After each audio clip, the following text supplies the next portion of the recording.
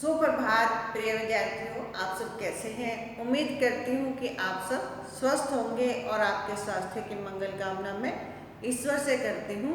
प्यारे बच्चों, आज मैं आपके समक्ष हिंदी व्याकरण विषय विराम चिन्ह को लेकर उपस्थित हुई हूँ।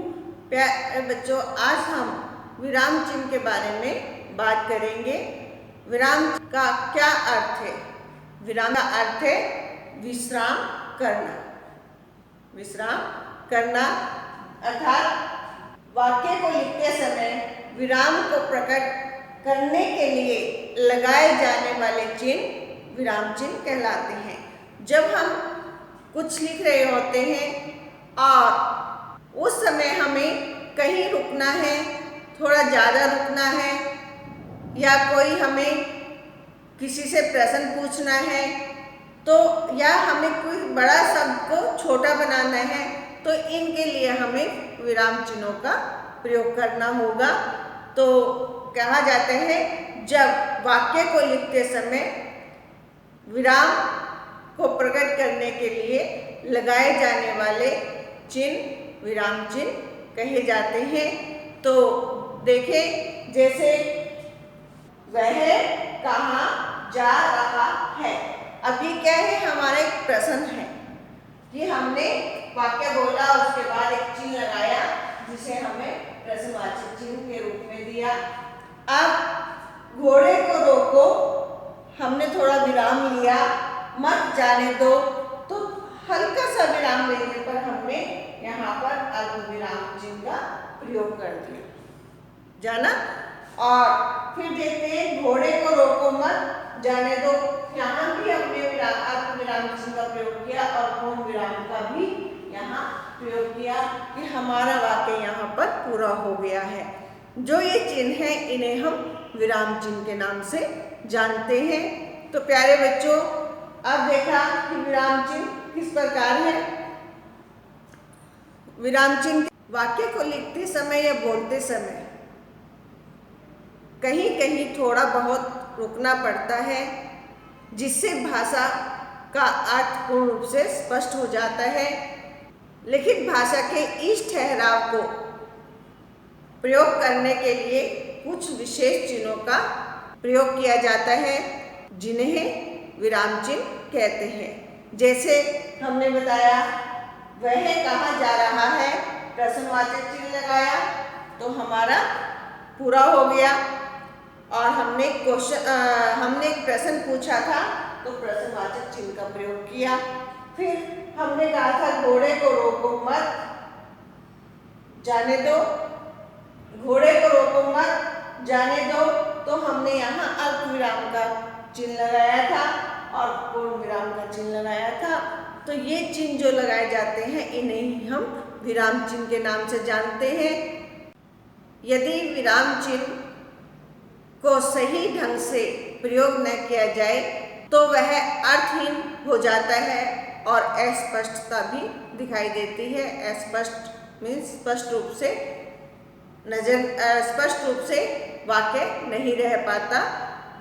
कई बार तो वाक्य का अर्थ ही बदल जाता है। अगर हम विराम चिन्ह का थोड़ा सा इधर या उधर प्रयोग कर देते हैं तो उससे क्या होता है, कई बार वाक्य का अर्थ ही बदल जाता है। तो देखिए उदाहरण के माध्यम से कि कैसे अर्थ में बदलाव आता है। जैसे कहा गया, घोड़े को रोको मत जाने दो, अर्थात इसका अर्थ क्या है, घोड़े को रोक लो, उसे जाने मत दो। हमने अल्पविराम का प्रयोग रोको के बाद लगाया। और दूसरे वाक्य में देखते हैं, घोड़े को रोको मत जाने दो, तो इसमें क्या है, मत के बाद हमने अल्प विराम लगाया। घोड़े को रोको मत, घोड़े को रोकना नहीं है, उसे जाने देना है। तो दोनों में अंतर देखिएगा, अर्थ में अंतर आ गया है यहाँ पर, और वाक्य एक जैसा ही है, वाक्य में कोई परिवर्तन नहीं है, वाक्य यहाँ एक समान है। मगर हमने जहाँ विराम लिया वहाँ पर अर्थ में परिवर्तन आ गया। जैसे घोड़े को रोको मत जाने दो, कि घोड़े को रोको, घोड़े को रोक लो, उसे जाने मत दो। और दूसरे को हमने विराम चिन्ह को कहाँ विराम लिया? मत के बाद। घोड़े को रोको मत, जाने दो। मत के बाद विराम लेने से क्या है? घोड़े को रोकना नहीं है, उसे जाने देना है। तो इस प्रकार हमने देखा कि कैसे अगर हम विराम चिन्ह का थोड़ा सा भी बदलाव करते हैं, थोड़े से बदलाव के बाद विराम चिन्ह लगाते हैं तो हमारा अर्थ बदल जाता है। तो देखा कि किस प्रकार हम विराम चिन्ह का प्रयोग करते ही या तो अर्थ में अस्पष्टता आ जाती है, या वो अर्थहीन हो जाता है, या फिर उसके अर्थ में अलग अलग बदलाव आ जाते हैं। तो आइए देखते हैं कि विराम चिन्ह कितने प्रकार के होते हैं। हिंदी में लगभग 20 प्रकार के विराम चिन्ह का प्रयोग होता है। आज हम उनमें से 12 विशेष 12 प्रकार के विराम चिन्हों का प्रयोग करेंगे। आइए उनके बारे में जानें कि वो 12 प्रकार के जो विशेष मुख्य विराम चिन्ह हैं वो कौन कौन से हैं। विराम चिन्ह का नाम देखेंगे पहले, फिर विराम चिन्ह को जानेंगे। देखिए, सबसे पहले है पूर्ण विराम। हमने ये पूर्ण विराम लगाया। फिर है अल्प विराम। हम ऐसे कोमा लगा देते हैं तो इसे क्या कहा जाता है? अल्प विराम, जहाँ थोड़ा रुकना होता है। अर्ध विराम, ये अर्ध विराम है जहाँ पर इससे अल्प विराम से थोड़ा अधिक रुकना है और पूर्ण विराम से थोड़ा कम रुकना होता है। या फिर कहें कि एक वाक्य हम बोल रहे हैं, उसके थोड़ा रुककर फिर हम दूसरा वाक्य बोल रहे हैं, या कोई एक वाक्यांश के बाद हमने दूसरे वाक्यांश का प्रयोग किया, इस प्रकार उसमें हम अर्ध विराम का प्रयोग करते हैं। फिर आता है प्रश्नवाचक चिन्ह। प्रश्नवाचक चिन्ह, जब हम किसी से प्रश्न करते हैं तो ये प्रश्नवाचक चिन्ह का प्रयोग होता है। उसके बाद है योजक चिन्ह, जहाँ दो शब्द एक जैसे हों या विलोम शब्द जैसे हम करते हैं दुख सुख, उसके दुख सुख के बीच में हम योजक चिन्ह का प्रयोग करते हैं। या फिर हमने धीरे धीरे कहा तब हम योजक चिन्ह का प्रयोग करते हैं। कई बार हम कहते हैं कौन सा के बीच में भी हम योजक चिन्ह का प्रयोग करते हैं। तो ये हमने योजक चिन्ह दिखाया। अब योजक चिन्ह के बाद आता है निर्देशक चिन्ह। निर्देशक चिन्ह में क्या है कि किसी बात का निर्देश देना। यह कार्य करे निम्न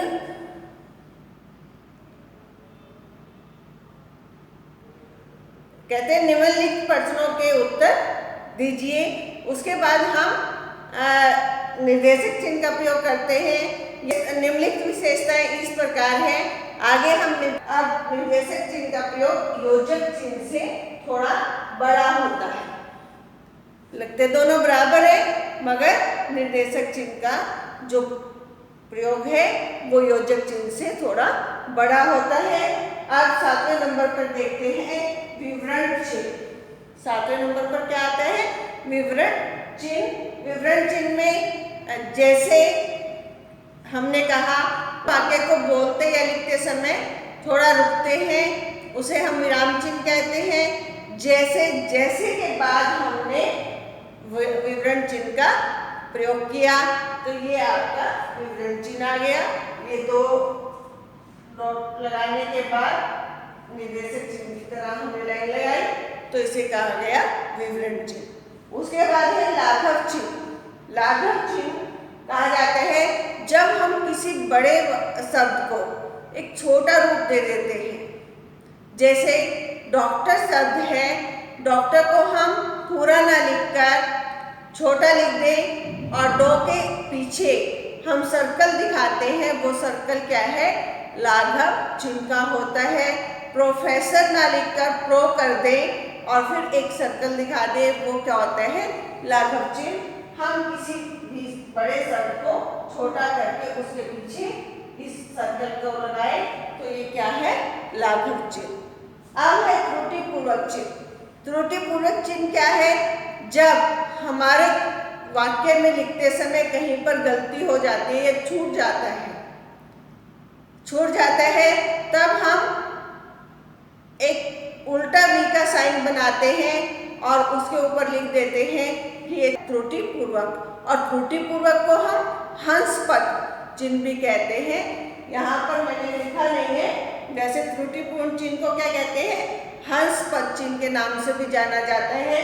तो ये हम उल्टा भी की तरह एक साइन बना देते हैं, जो हम दिखाते हैं कि यहाँ पर हमारी त्रुटि हुई है और हमने लिख दिया है। अब है अवतरण या उद्धरण चिन्ह। अवतरण या उद्धरण चिन्ह। उद्धरण का अर्थ है जब हम किसी वाक्य का, किसी ने कोई वाक्य बोला पहले और उसको जो का तो हमने लिख दिया, उसमें उद्धरण चिन्ह का तो हम कोमा इधर भी डाल देते हैं और पीछे भी डाल देते हैं, तो वो उद्धरण चिन्ह का प्रयोग होता है। और ऊपर की साइड पहले भी और अंत में भी हम उन दो कोमा से उसको पहले शुरू करते हैं और अंत में हम उसे बंद कर देते हैं, तब हमारा उद्धरण चिन्ह का या अवतरण चिन्ह का प्रयोग होता है। अब इसमें हमारे दो प्रकार के चिन्ह होते हैं।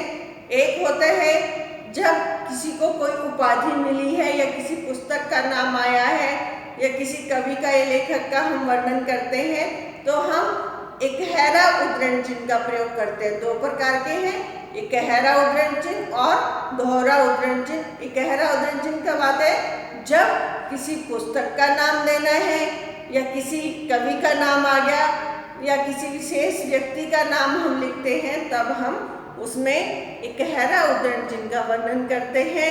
और दोहरा उद्धरण चिन्ह, जो बात जैसे किसी ने कही थी, जो की तो त्यों हमें लिखनी होती है, वैसे उसमें हम दोहरा उद्धरण चिन्ह का प्रयोग करते हैं। जैसे सुभाष चंद्र बोस ने कहा, तुम मुझे खून दो मैं तुम्हें आज़ादी दूंगा। तो यहाँ पर जब ऐसे ही बात हम जो तो लिखते हैं तो दोहरा उद्धरण चिन्ह का प्रयोग करते हैं। दो इकहरा में हम एक कोमा से शुरू करते हैं और लिखने के बाद उस शब्द को कोमा से बंद कर देते हैं। जैसे रामधारी सिंह दिनकर, दिनकर उपाधि है तो हम उनको इकहरा उद्धरण चिन्ह में लेंगे। या किसी उसके बारे में बताना है, श्री रामधारी सिंह दिनकर या रामायण पुस्तक के बारे में बताना है, तो रामायण और के बाद पहले शुरू होने, रामायण लिखने से पहले इकहरा चिन्ह, रामायण लिखने से पहले एक कोमा और अंत में लिखने के बाद एक कोमा। तो हम ऊपर की साइड लिखते हैं, लिखने के यहाँ पर लिखते हैं, तो ये हमारा इकहरा चिन्ह। और यहाँ पर हम जैसे सुभाष चंद्र बोस ने कहा, हम पहले क्या करते हैं, अल्पविराम लेते हैं और फिर दोहरा उद्धरण चिन्ह का वर्णन करते हैं, तुम मुझे खून दो मैं तुम्हें आज़ादी दूंगा। फिर हम उसे पूर्ण विराम के बाद बंद कर देते हैं दोहरा उद्धरण चिन्ह से। इस प्रकार अवतरण या उद्धरण चिन्ह का प्रयोग किया। अब आते हैं कोष्ठक चिन्ह। कोष्ठक में हमें क्या है कि जैसे किसी शब्द का अर्थ बताना है, तब हम कोष्ठक चिन्ह का प्रयोग करते हैं। उसे हम इंग्लिश में कहें तो ब्रैकेट ले लेते हैं इस प्रकार से, या इस तरह से हम उसका प्रयोग करते हैं कोष्ठक चिन्ह का। अंत में देखते हैं 12वें नंबर पर विस्मयादिबोधक चिन्ह। विस्मयादिबोधक चिन्ह में विस्मय, जब हम हर्ष उत्पन्न करते हैं, शोक पैदा होता है, तब ऐसी जगह पर हम विस्मयादिबोधक चिन्ह का प्रयोग करते हैं। जैसे वाह तुमने बहुत अच्छा काम किया, वाह कहते ही हमने वहाँ पर विस्मयादिबोधक चिन्ह का प्रयोग कर दिया। अरे तुम क्या कर रहे हो, अरे कहते ही हमने विस्मयादिबोधक चिन्ह का प्रयोग कर दिया। तो ये क्या है, हम पूर्ण विराम के बाद नीचे एक बिंदु का प्रयोग करते हैं, ये है विस्मयादिबोधक चिन्ह।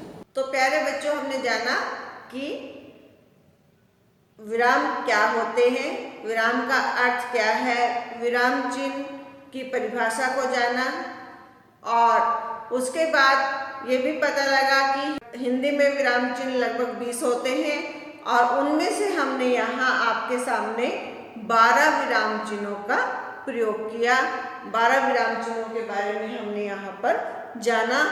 तो आज हम इस कक्षा में यहीं तक करते हैं। अगली कक्षा में हम इन विराम चिन्हों का विस्तार से वर्णन करेंगे। तब तक प्यारे बच्चों, आप इन विराम चिन्हों को लिखकर अभ्यास करें। स्वस्थ रहें, घर पर रहें, पढ़ते रहें और अपना कार्य समय समय पर भेजते रहें। धन्यवाद।